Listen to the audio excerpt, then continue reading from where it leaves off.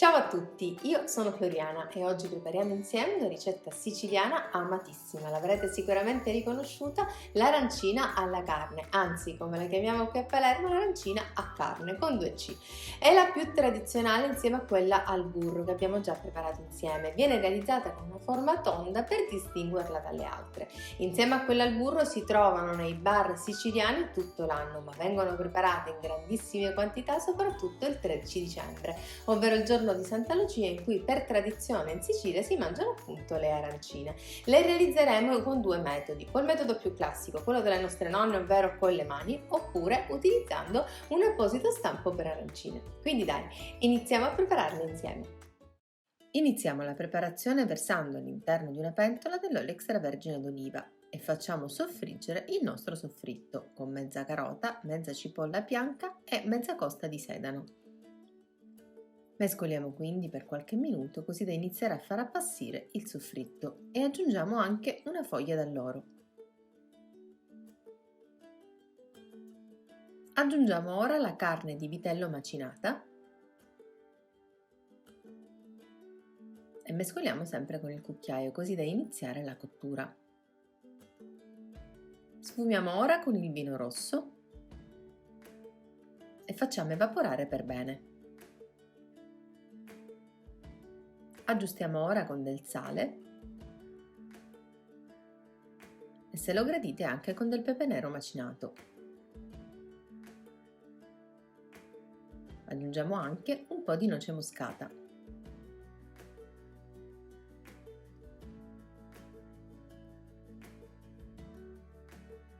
Eliminiamo quindi le foglie d'alloro e aggiungiamo il concentrato di pomodoro.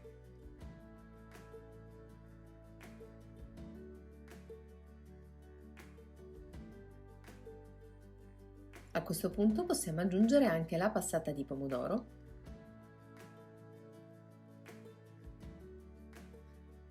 e quindi copriamo con un coperchio e facciamo cuocere per circa 10 minuti. Aggiungiamo quindi anche i piselli, sia freschi che surgelati,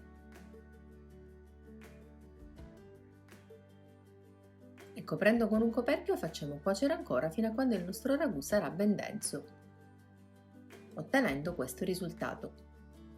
Versiamo quindi il ragù all'interno di una ciotola, lasciamo affreddare a temperatura ambiente e poi mettiamo in frigorifero per circa 2-3 ore.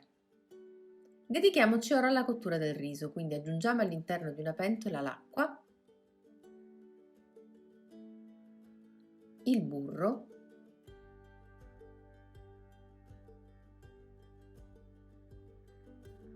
un dado vegetale oppure, come nel mio caso, del dado vegetale fatto in casa, del sale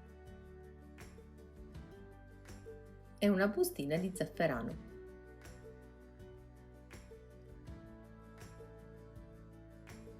Mescoliamo quindi questi primi ingredienti e facciamo andare a fiamma media.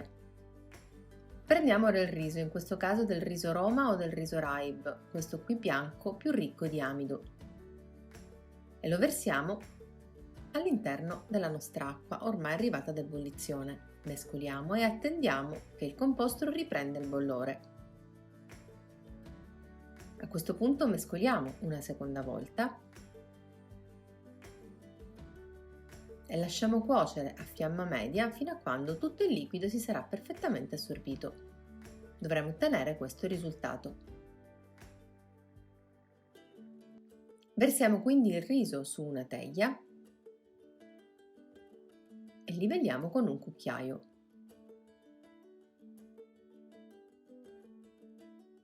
Faremo quindi freddare completamente. Quando sia il riso che il ragù sono ben freddi possiamo passare alla formazione delle nostre arancine, quindi ci bagniamo le mani con un po' d'acqua, prendiamo una prima manciata di riso e creiamo una conca. Aggiungiamo quindi il ragù e copriamo con dell'altro riso. Compattiamo quindi facendo un po' di pressione in modo da inglobare per bene all'interno il ragù e iniziamo a dare la forma di una palla. Ecco pronta la nostra arancina.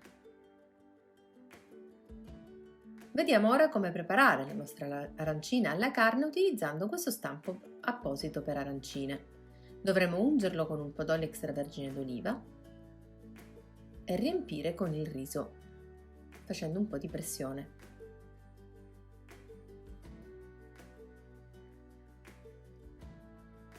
Mettiamo quindi il coperchio e con quest'altra parte tondeggiante creiamo un foro all'interno dello stampo. Si creerà così la cavità che accoglierà il nostro ripieno.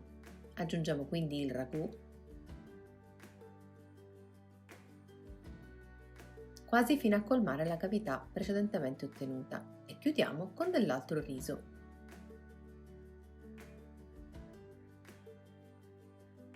Terminiamo quindi livellando l'estremità della nostra arancina, facendo una leggera pressione. Eliminiamo quindi il coperchio e capovolgiamo quindi lo stampo. Eccola qui, la nostra arancina alla carne. Dopo aver preparato tutte le arancine ci dedichiamo alla formazione della pastella, quindi aggiungiamo all'interno di una ciotola acqua a temperatura ambiente e farina 00 che aggiungeremo poco per volta inglobandola con una frusta. Dovremo ottenere una pastella ben liscia e senza grumi. Riprendiamo ora le nostre arancine, le passiamo dapprima nella pastella che abbiamo appena preparato, facciamo colare quelle in eccesso e passiamo quindi nel pangrattato, cercando di cospargere per bene tutta la superficie.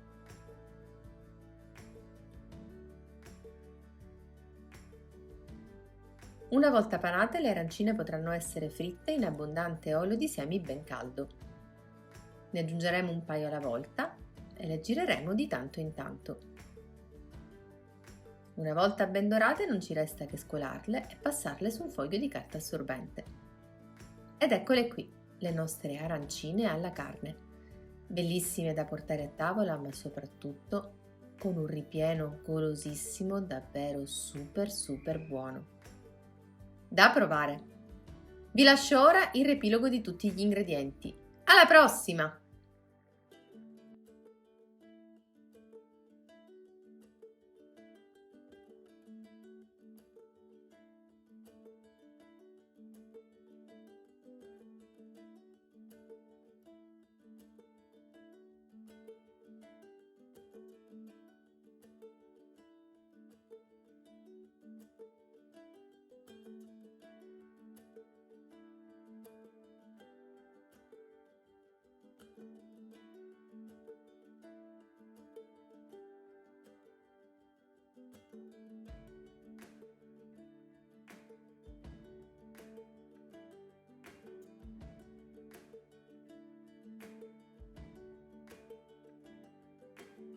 La trovi su tuorlorosso.it.